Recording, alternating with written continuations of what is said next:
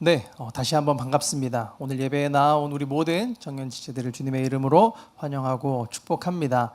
네, 두 번째 나왔으니까요. 우리 두 번째로 인사를 한번 해볼까요? 우리 옆에 있는 우리 지체들에게 이렇게 인사해 보겠습니다.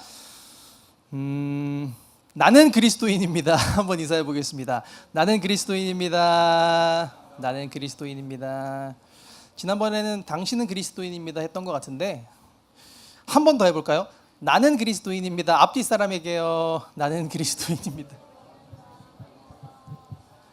네, 서로 이렇게 자랑하면서 돌아다닐 수 있었으면 좋겠습니다. 너 뭐 돼? 나 그리스도인이야. 라고 이렇게 아무도 하지 않겠죠. 이제 저도 안 할 거긴 한데 아무튼 그래도 이렇게 편하게 내가 그리스도인임을 드러낼 수 있는 우리 청년교구 되었으면 좋겠습니다. 네, 제가 요즘 넷플릭스를 자주 봐요. 넷플릭스를 자주 보는데 요즘 재미있는 것들을 좀 많이 추천을 받았습니다. 그래서 하나씩 이렇게 보고 있는데 너무 재미있는 것들이 많아서 잘 보고 있습니다. 그런데 제가 예전에는 조금 덜 그랬는데 요즘에는 조금 이제 OTT 들어가서 이제 보는 드라마나 이제 영화들의 장르라고 해야 되나, 그 내용들이 조금 바뀌었어요. 요즘에는 결말이 조금 찜찜하거나 조금 생각할 것들이 많은 엔딩, 이런 것들을 조금 피하게 되더라고요.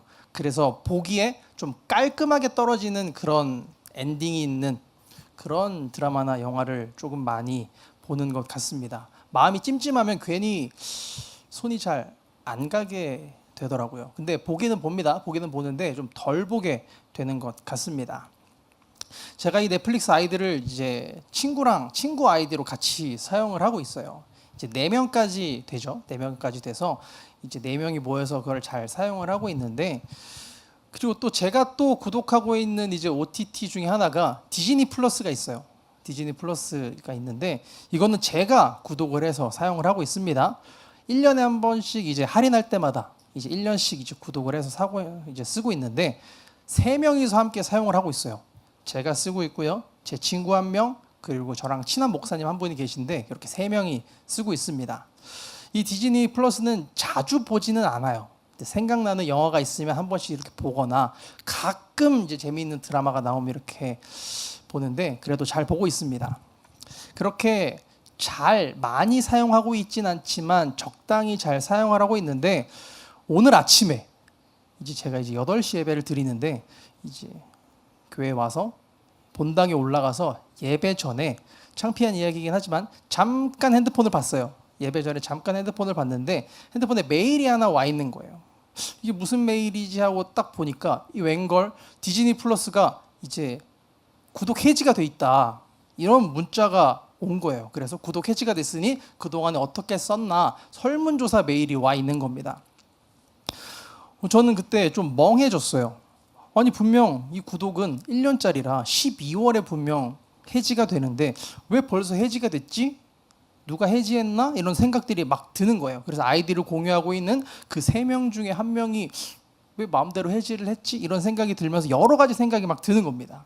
근데 이 문제는 뭐였냐면요, 예배가 시작을 해도 자꾸 그 생각만 드는 거예요. 누가 해지를 했지?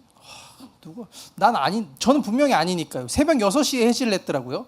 그래서 난 아닌데 누가 해지했지? 뭐 이런 생각이 막 자꾸 빠지니까 문제가 되더라고요. 예배에 집중을 못 하는 거예요. 그래서 안 되겠다. 예배 끝나고 다 문자를 보내봐야겠다. 확인을 한번 해봐야겠다 생각을 하고 마음을 깔끔하게 정리를 하고 다시 예배에 집중을 했습니다.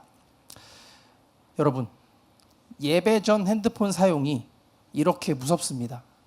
때문에 예배 전에 기도로 예배를 준비할 수 있는 우리들 되었으면 좋겠습니다. 오늘 말씀 보겠습니다.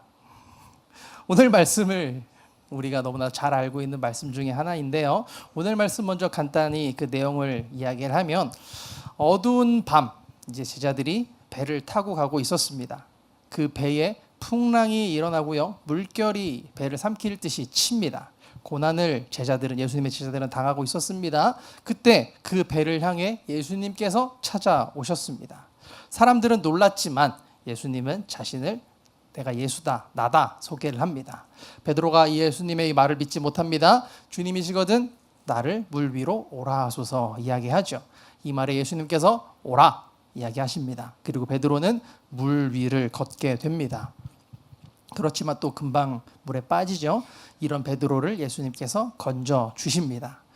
이렇게 어쩌면 인류 최초로 물 위를 걷는 베드로의 사건, 사람 나온 그런 사건이 오늘 말씀의 내용입니다. 우리가 너무나도 잘 알고 있는 그런 내용 중에 하나죠. 이제 오늘의 말씀을 조금 자세히 한번 살펴보도록 하겠습니다. 오늘 말씀은요, 지난주 말씀 오병이어의 말씀에 이어서 그 이후에 전개되는 예수님의 사건입니다. 말씀의 배경은 이렇습니다.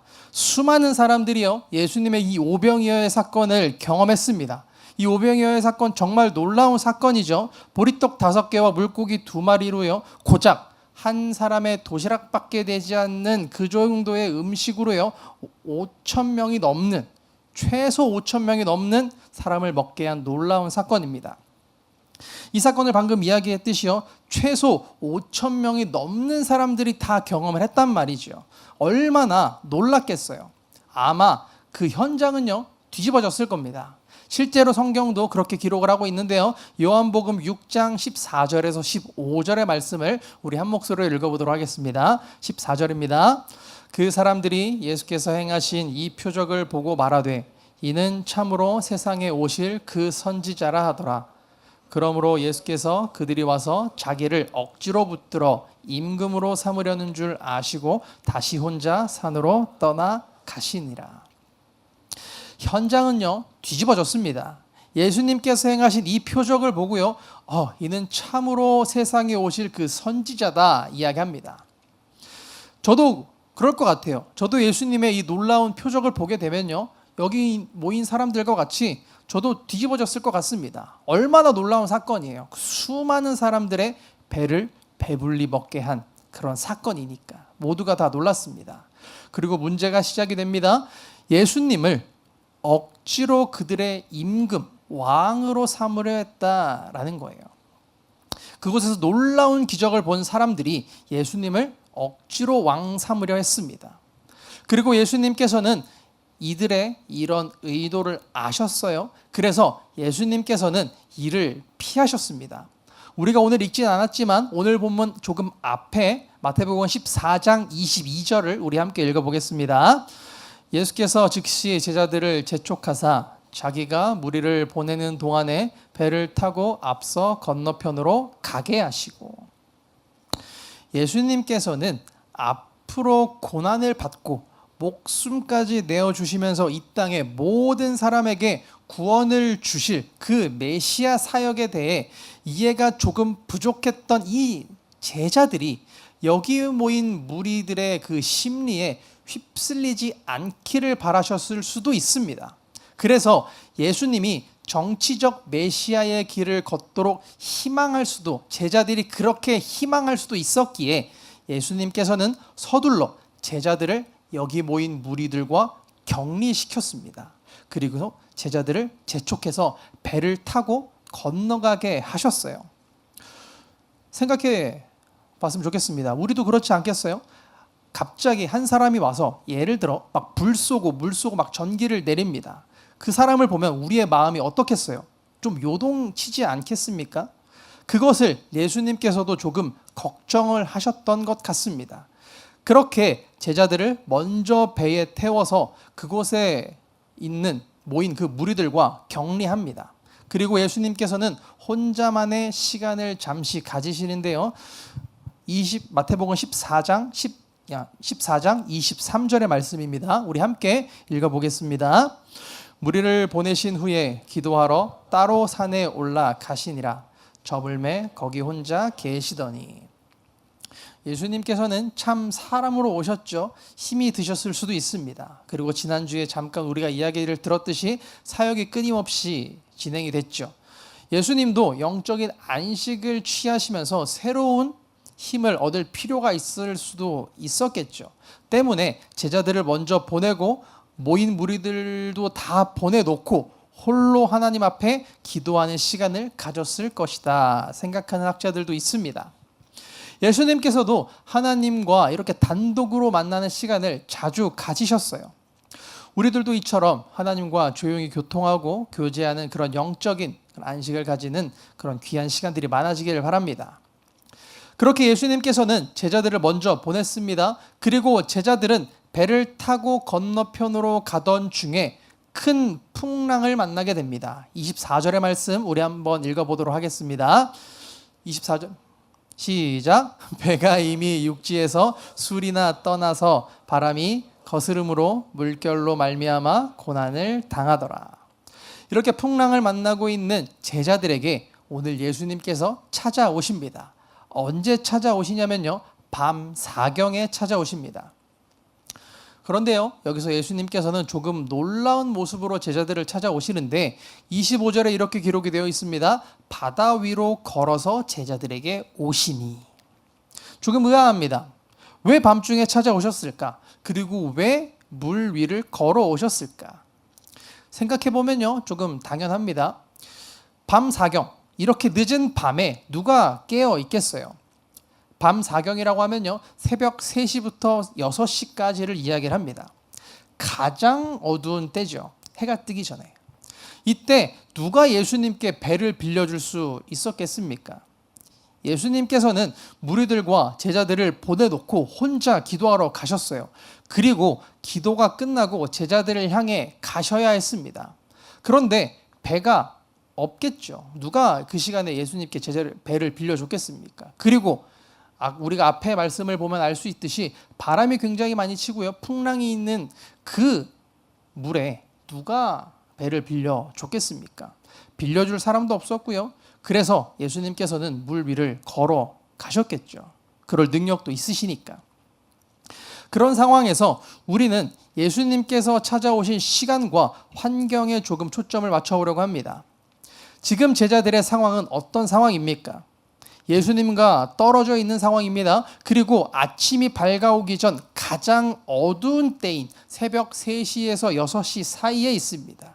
그리고 그들은 지금 바람이 일고요, 물결이 크게 일고 있어서 성경에서도 고난을 당한다 이야기하고 있는 상황입니다.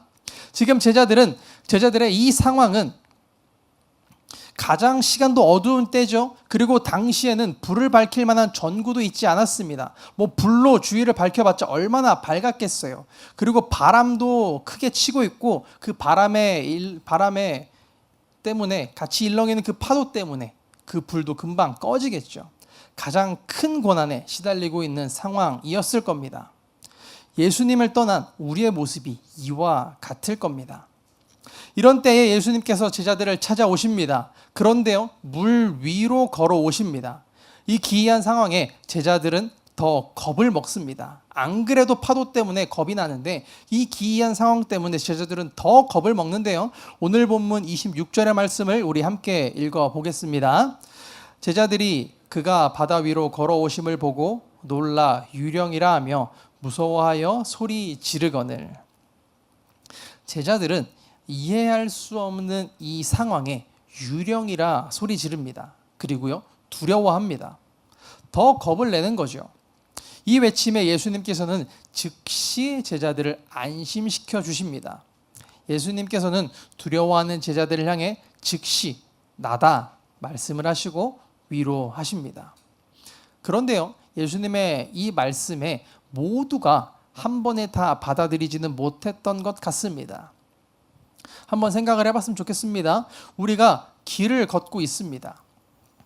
우리가 어두운 골목길을 걷고 있는데 밤에 비도 굉장히 많이 내리고 있고요. 주위에는 가로등불 하나 없는 골목을 걷고 있습니다. 그런데 앞에서 어두운 그림자가 하나 걸어오고 있어요. 얼마나 무섭겠습니까? 그런데 앞에서 엄마야, 아빠야 이야기를 합니다. 바로 얼굴이 보여서 확인이 되면 너무나도 다행이겠지만 그 밤에 비가 세차게 내리고 있는데 쉽게 확인이 되고 믿어지겠어요? 그렇게 하기는 쉽지 않습니다. 그렇기 때문에 우리는 확인을 하죠. 우리가 영화나 이제 드라마를 보면 이런 확인을 많이 하죠. 이런 상황에서 당신이 내 부모님이면 내 과거를 알고 있고 내 신체의 비밀을 알고 있을 거예요 하면서 이제 신체의 비밀을 말하라 뭐 이렇게 이야기하겠죠. 아무튼 이런 확인을 제자들도 하는 겁니다. 어두운 밤 유령 같은 존재를 확인을 하는 거죠. 예수님의 제자들도 살짝 의심합니다. 믿기 힘듭니다. 그래서 베드로가 이야기를 합니다. 본문 28절의 말씀입니다. 베드로가 대답하여 이르되 주여 만일 주님이시거든 나를 명하사 물 위로 오라 하소서 하니. 쉽게 믿어지지 않죠. 그러니까 베드로가 이야기하는 겁니다. 당신이 예수님이라면 지금 당신처럼 나도 물 위를 걸어보게 해주세요. 내가 아는 예수님이라면 그런 능력이 있는 분입니다. 지금까지 나는 그런 능력을 많이 봤습니다. 당신이 예수님인 증거를 나에게 이야기해 주세요 라고 베드로는 이야기를 하고 있는 거죠. 그리고 베드로의 이런 대답에 예수님께서도 응답을 해 주십니다. 오라. 그리고 베드로도 예수님의 이런 응답에 놀라운 믿음을 보여주는데요. 베드로가 배에서 내려 물 위로 걸어서 예수께로 가되. 베드로가 예수님의 음성에 믿음으로 답합니다. 그리고 배에서 내려 물 위로 걸어갑니다. 그런데 여기서 문제가 하나 생기는데요. 당시 상황을 한번 생각해 보면 어두운 밤 바람은 세차게 불고 있습니다. 그리고 그 바람에 물결도 거세게 치고 있는 상황이에요. 세차게 부는 바람 소리를 우리가 다 들어봤을 겁니다. 바람 소리요? 무섭습니다. 베드로도 믿음으로 배에서 내렸지만 당시 상황은 너무나도 무서웠어요. 그래서 베드로는 잠시 바람을 봤습니다. 그러니 어떻게 돼요? 베드로가 물 위를 걷고 있다가 물에 빠지게 됩니다. 제가 2015년에 첫 사역을 시작을 했어요. 2015년 첫 사역을 시작을 했는데 제가 청년부 생활을 했던 그 교회에서 이제 감사하게도 같이 사역을 하자라고 말씀을 해주셔서 그곳에서 아동부 사역을 처음으로 시작을 했습니다. 그 교회는요, 지금 우리 과천교회만큼 큰 교회는 아니었고요. 조금은 작은 교회였어요. 그래서 당시 아동부 1학년에서 6학년까지 다 함께 있는 부서였습니다. 아이들은 한 30-40명 정도 데리고 교육전도사 사역을 처음 시작을 했어요. 대부분의 교회에서 이제 교육부서에서 섬기지 않으시는 성도님들은 교육부서 사역자분들을 잘 몰라요. 그래서 얼굴도 잘 모르고요. 이름도 잘 모르는 경우가 허다합니다. 실제로 저도 전에 사역했던 교회에서 이제 제가 중등부를 맡았을 때 그 교회 주일에 제가 중등부를 맡았을 때 그 교회는 주일에 교육부서 사역자들은 사복을 입었어요. 정장을 안 입고 사복을 입었는데, 그래서 제가 그 교회 간 지 한 2-3달 정도 됐을 때 주일에 이제 계단으로 올라서 이제 부서실에 가고 있는데 장로님이 이제 눈에 딱 보인 거죠. 그래서 장로님 계셔서 인사를 드리는데 또 저를 청년인 줄 아시고 잘 지내고 있지? 요즘 청년들 보기 좋아? 하면서 악수하고 그냥 가시더라고요. 저도 이제 그냥 사실 저 전도사입니다 라고 굳이 이야기하지 않고요. 그냥 넘어갔습니다. 이런 상황이 나타나니까 가끔 이제 작년 예배 설교를 하게 됩니다. 꼭 이것 때문만 이제 작년 예배 설교를 하는 게 아니라 교육 전도사이기 때문에 어느 정도 교육도 필요하고 앞으로의 목회를 위해서 조금씩 이런 기회들을 또 많이 주고 이렇게 하게 되는데, 아무튼 제가 처음 사역했던 교회에서도 1년에 한두 번씩 이렇게 작년 예배를 설교를 했어요. 제가 오후 예배 때, 특히 이제 그 교회는 오후 예배 때 전도사님들이 돌아가면서 설교를 했는데 제가 4월에 사역을 시작을 했습니다. 그래서 한 9월, 10월 요맘때였던 것 같은데 그때 처음으로 오후 예배 때 설교를 했어요. 맨날 이제 어린애들만 보니까 이제 처음 이제 어른들 앞에서 설교를 하게 됐습니다. 얼마나 긴장이 됐겠어요. 지금도 이렇게 긴장을 하는데 그때는 더 했겠죠. 처음 어른들 대상으로 설교를 했으니까.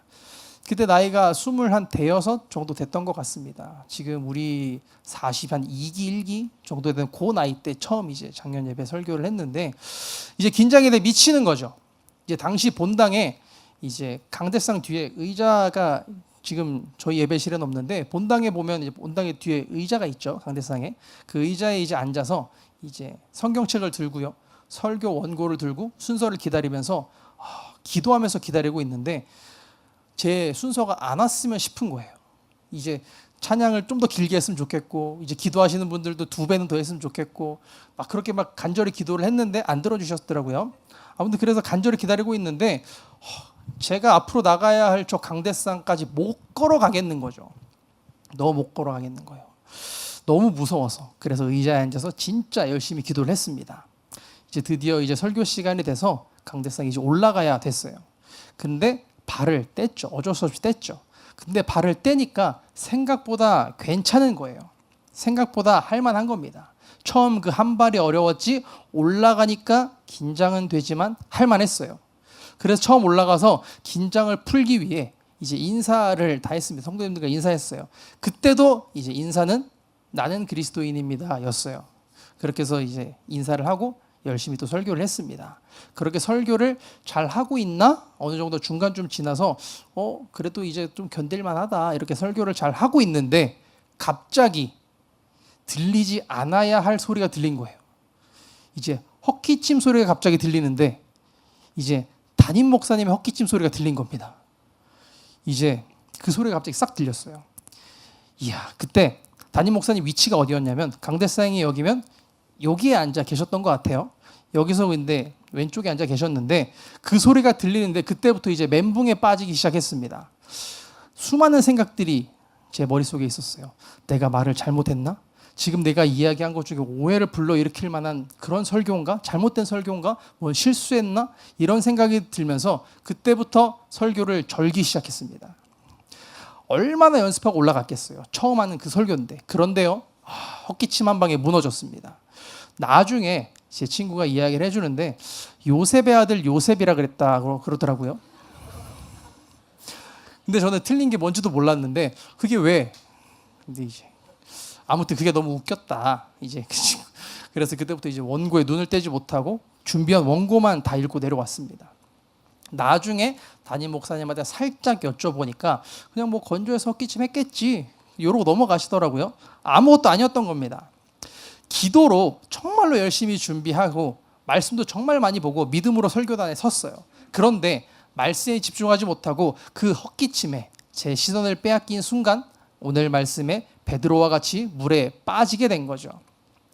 베드로가 예수님을 바라보고 믿음으로 배에서 내렸습니다. 하지만 잠시 예수님에게서 눈을 돌리니 베드로는 물에 빠지게 됐습니다.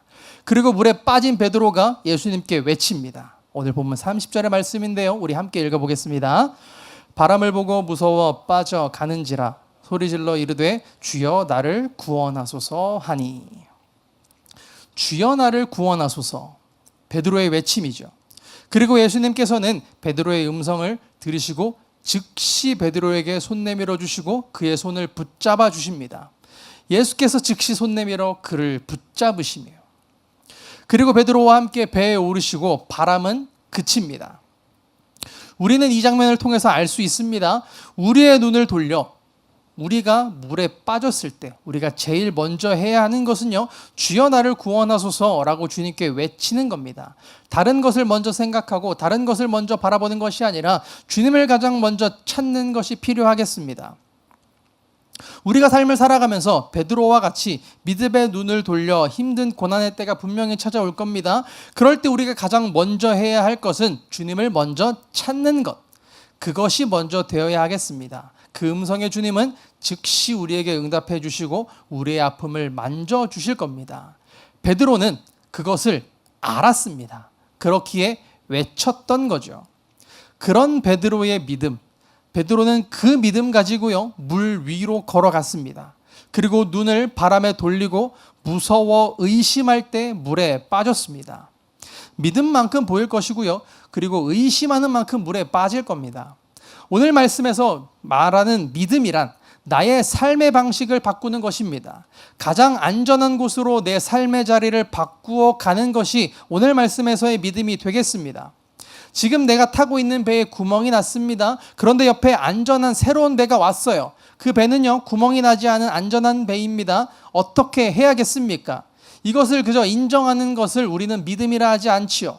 우리가 이야기하는 믿음이란 새로운 배를 향해 나아가는 것, 그 배를 향해 한 발자국 내딛는 것, 그것을 우리는 믿음이라 이야기합니다.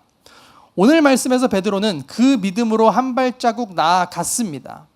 예수님의 그 오라라고 하신 그 말씀에 베드로는 믿음으로 발걸음을 내디뎠습니다. 비록 그 눈을 잠시 돌려 다시 물에 빠지긴 했지만 베드로는 믿음으로 발을 내디뎠습니다. 세상은 이야기합니다. 지금 이렇게 바람이 불고 폭풍이 치는 저 바다, 그리고 물결이 나를 삼킬 듯이 치고 있는 이 상황 가운데 우리가 살 수 있는, 가장 안전하게 있을 수 있는 곳은 이 배 아니다 이야기하지요. 어딜 밖으로 나가냐 이야기하는 겁니다. 그리고 잠깐만 생각해봐도 우리도 알 수 있겠죠. 어느 정신 나간 사람이 풍랑이 일어나는데 배 밖으로 나가겠습니까? 그런데요, 베드로는 알았습니다. 예수님께 나아가는 것이 가장 안전한 곳이 된다라는 것을 알았습니다. 베드로는요, 예수님과 함께하는 바로 그곳이 가장 안전한 곳이다 알았습니다. 그것을 믿고 베드로는 예수님께서 계신 그 물 한가운데로 발을 내딛고 걸어간 것입니다. 이것이 믿음이지요. 가장 안전한 예수를 향해 나아가는 것, 그리고 그에 맞게 삶의 방식을 변화시켜 가는 것, 그것이 바로 오늘 말씀이 이야기하는 믿음인 것입니다. 그 믿음이 오늘 우리에게 있기를 소망합니다. 그리고 우리가 하나 더 주의 깊게 봐야 할 것이 있는데요, 예수님의 모습입니다. 오늘 우리가 살펴본 말씀에 즉시라고 하는 표현이 2번 나옵니다. 먼저는 제자들이 풍랑 속에서 유령인 줄 알고 두려워 소리 지를 때, 고난 중에 두려움에 쌓여 있을 때 예수님께서는 즉시 제자들을 향해서 예수님이신 것을 밝히셨습니다.